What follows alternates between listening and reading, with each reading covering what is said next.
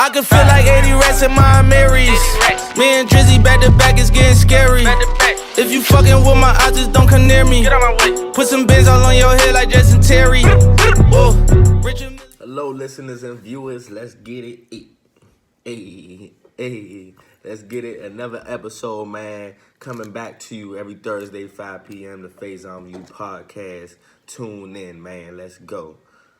Hey, the Faison View podcast, man. You know how we coming. Episode 137. You know, interesting talk. That's what we talking about, man. Interesting talk. So, our topics today, let's run through it.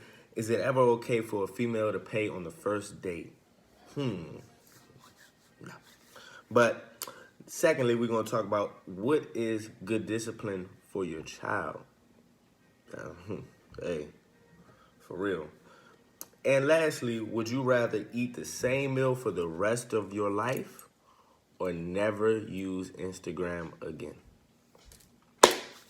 Let's go, guys. Let's go. It's going to interesting talk, man. So, number one, first and foremost, is it ever okay for a female to pay on the first date? My personal opinion, absolutely not. Because that's just manners, and that's just really what a man is supposed to do. It's not saying it's written, but just manners and just having respect for the lady. I feel like we should pay. The other where the stipulation gets in between, or where you can say something else, engage it a different way, is why is the male always paying for the first date? You know, that's a whole nother question. But in general, no, I don't feel like the female should pay for the first date. I feel like if she's a real one, she would definitely offer. She would definitely offer to pay her side or pay, but I wouldn't allow that to happen either way. I have no problem with paying the meal at all. And I wouldn't even second guess it or even ask. But I feel like it is, just in this day and era, it's become, this question could be asked because in this day and era, you have a lot of females, not all, but you have a lot of females that, you know, finesse the dudes just trying to get the bag or just trying to get a free meal and not really be into, you know, into the person, just really finessing the person for a meal or for a date. And which, you know, that's, I'm not saying that's cool too, but things happen. Things happen. People be in situations where, hey, like, I'm going to just go out for the meal, and that's cool too. I understand that, but what you got to understand is the other side of things, because I can understand how a male would feel some type of way. You know, you bought him, he just went out, spent a good amount on the check for the meal, and then week or two later, y'all never talking it again. So it's like how you gauge it, and then for a female as well. So say if a female pays for the first date, which not saying will rarely happen, but in my situation, I wouldn't allow that. But say if it were to happen, and I just ducked off and just stopped talking for a week or two, or even less time than that, you know, females gonna feel some type of way, like, bruh, I'm not. And you know, females, they react off of emotion, and that's gonna mess it up for a lot of others to come, other men to come, because it's like, oh yeah, I just got finesse. Like, dudes just want to go out and just finesse and figure out if they can't get none, then whatever. Let me just get this free meal if she offer. I don't feel like that's cool at all. That's not cool at all. But you gotta really understand and gauge that. Like, you have to really understand and know who you getting in a situation with. Even a first date, leading to a first date, you just don't go on the first date. I feel like you need to get to know the person before the first date, not just jump into, oh yeah, well, let's link, let's do this, let's do that. This person may be totally opposite of how you perceive them to be. Just off of looks alone, that doesn't describe a person. It never does. It's been plenty of situations where tons of people, millions of people, for instance, mother to child, baby mamas, however you want to say that. I'm sure it was a time when you thought this person was so attractive, so undeniable, then come to find out they are who you thought they were. At the end of the day, they are who you thought they were going to be. that even that slight potential chance, you taking that risk. I mean, it is what it is, but don't judge it. Don't judge a book by its cover because it can mess you up. And I just don't feel like it's okay for a female to pay for the first date. I feel like it's real for her to offer. That's when that shows me what type of person that you are, that I'm getting into with. Even if you offer, that's just kind of enough for me. You don't have to buy. You don't have to put your card out. None of that. I won't allow it. Like I'm just not that type of person. I don't feel like a meal or going out on the first date is tricking or in that sense. You just having a good time trying to get to know this person. The bill shouldn't even be a thought. You shouldn't be taking somebody out if you don't have it. You feel me? Just be honest with yourself. But I feel like that shouldn't even be a question at all. Like who should pay. But I watched $1 Million Worth of Game. Hey, all y'all should get hip to it. Gilly and Wallow podcast, one of my favorite podcasts out.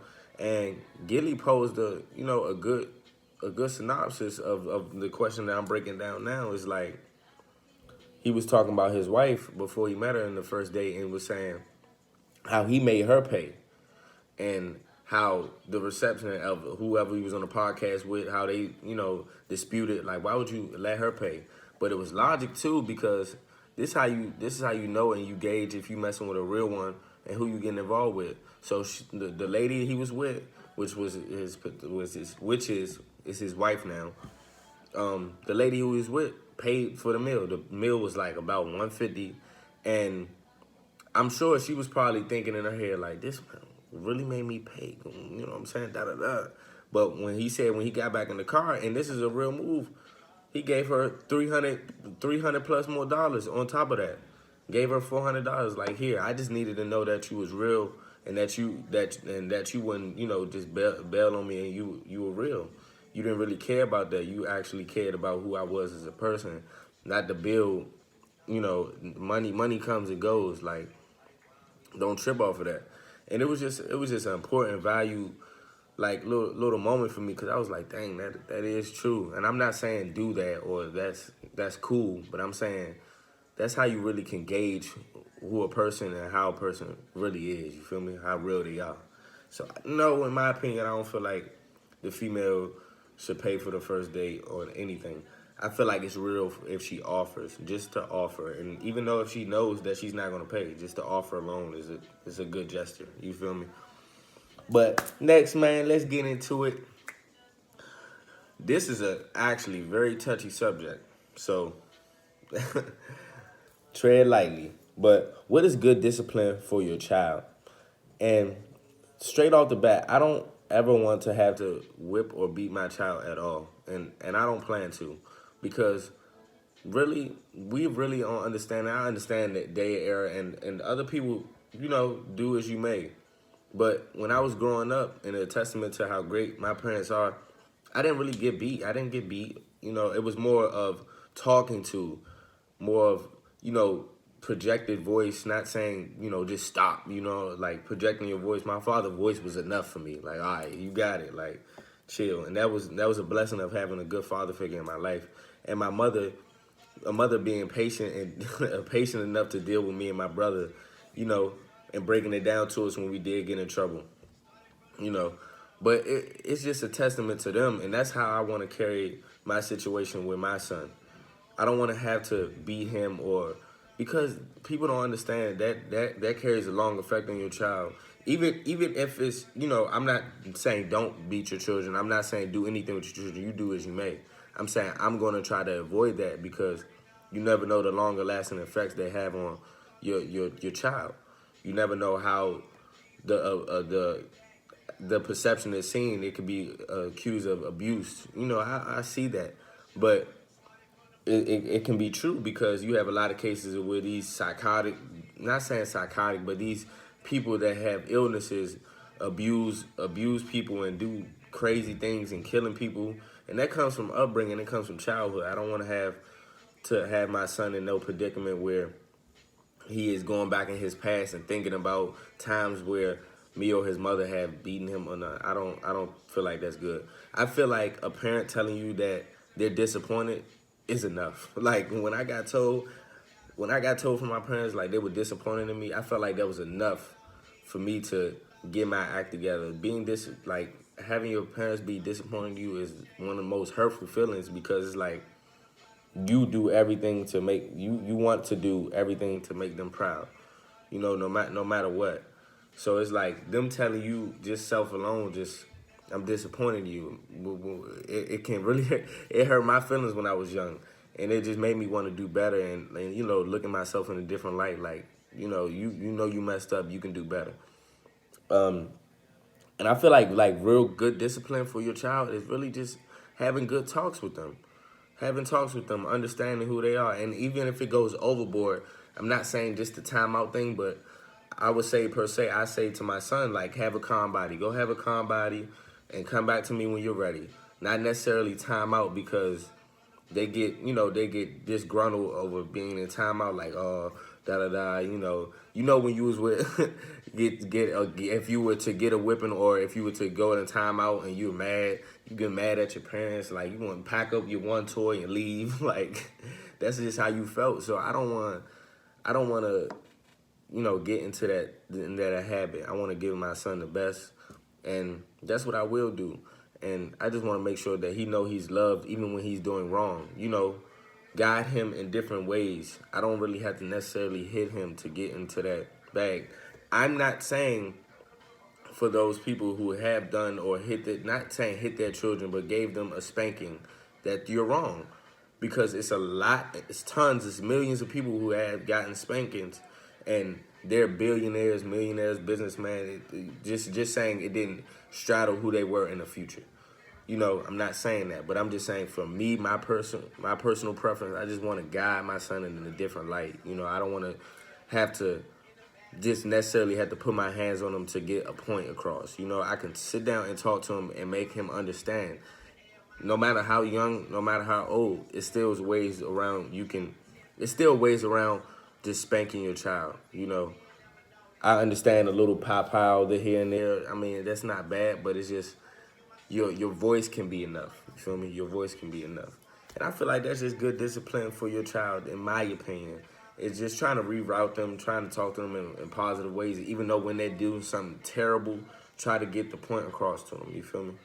Words and your voice can do a lot as a parent. You feel me? Hey, I'm trying to be the best father I can be. I'm going to just keep going. It's a journey. You got to take the journey. It is what it is. Do everything and anything for my child. Point blank, period. Lastly, man, let's get into this would you rather. Would you rather eat the same meal for the rest of your life, or would you rather never use Instagram again? I had to think about this long, for real, like really long, pause. But I really had to think about this because if I'm eating the same meal every day, I really probably could not do it. But since I didn't describe and put a lot of detail into it, if it's my favorite meal, I don't know. But eating the same meal every day is just unhealthy, very unhealthy. But Instagram, because I don't use my Instagram, I don't use my platform and social media just to take pictures and selfies. I use my platform for other different things and outlets, and to actually promote and market my brand.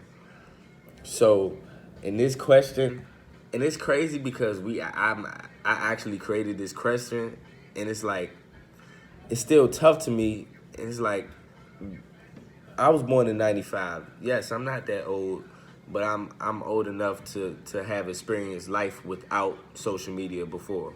And I was about 12, 13, but like without social media, without how it is now. So I understand the life without it. But being grown and being within it, I'm just being honest, I don't see how I could really live without it, because of how much I push my brand and how much you need it to have your face be seen. It's negative and positive ways to use it, so I'm using it in a positive way. So in that manner, I would have to go with eat the same meal for the rest of my life, because if I never use Instagram again, There's other outlets. You have Twitter, Facebook, and which I like them. You have Twitter, Facebook, and all. You have all different type of outlets as well. But I don't think I would just be accustomed to using those two instead of Instagram. And Instagram is the bread and butter, and it's just a huge platform for me to get my information out. And my favorite meal, by the way, is probably soul food, of course. Well, one of my favorite meals is yams, mac and cheese. Well, like foods I can say, hot wings, string beans. You know, around that realm. Like I would eat that every day, but it's like unhealthy. You feel me? But hey, if you ask me, I don't think I can go just without Instagram. I'm gonna keep it a buck. But hey, look here, man. Every single Thursday, 5 p.m. Eastern time, man. Let's get into it. Love you, listeners and viewers, man. Keep tuning in. Subscribe to my channel, Faison. We're going to keep getting it, man. We're going to keep getting it. I'm going to keep improving. I'm going to keep giving you good content. So just come back and see me, you feel me? All right, have a good one, y'all.